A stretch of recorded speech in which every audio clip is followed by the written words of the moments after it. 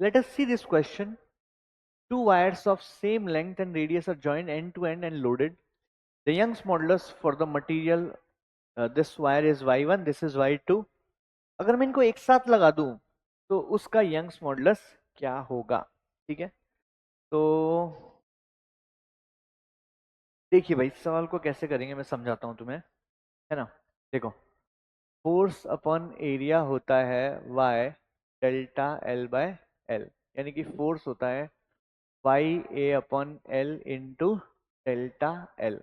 ठीक है, तो ये एक तरीके से ऐसा ही कुछ है कि जब मैं स्प्रिंग में फोर्स लगाता हूं तो फोर्स होता है के डेल्टा एल। ठीक है, तो स्प्रिंग कांस्टेंट को तुम वाई ए अपॉन एल के इक्विवेलेंट मान सकते हो। ठीक है, सवाल करने में इजी रहेगा। ओके, अच्छा, अब अगर मैं बात करूं यहाँ पे, तो मुझे चाहिए इक्विवेलेंट यंग्स मॉडुलस। क्या चाहिए? Equivalent Young's modulus.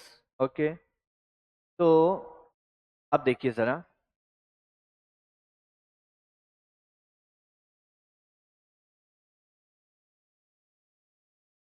इसका डेल्टा L1 मान लो, इसका डेल्टा L2 मान लो, तो डेल्टा L1 क्या हो जाएगा?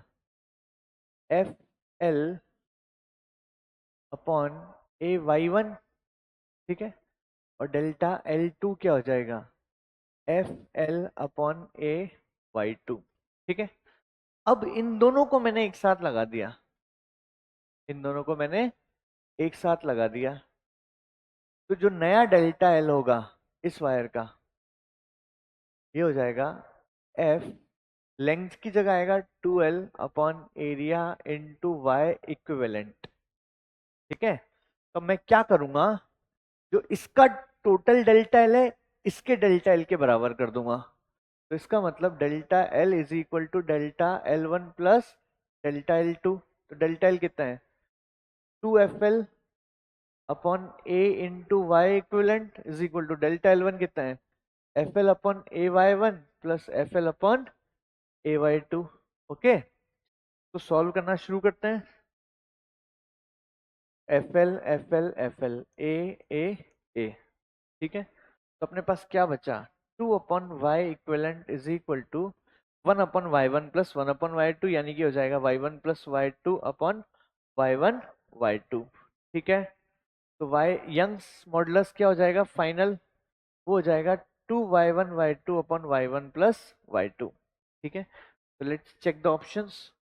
2y1 y2 upon y1 plus y2, option C is correct. ठीक है, तो अपना जो बेसिक फंडा है F upon A is equal to y delta L by L का कॉन्सेप्ट यूज हुआ है। बट ये थोड़ा अच्छा सवाल है, तो you can remember the result,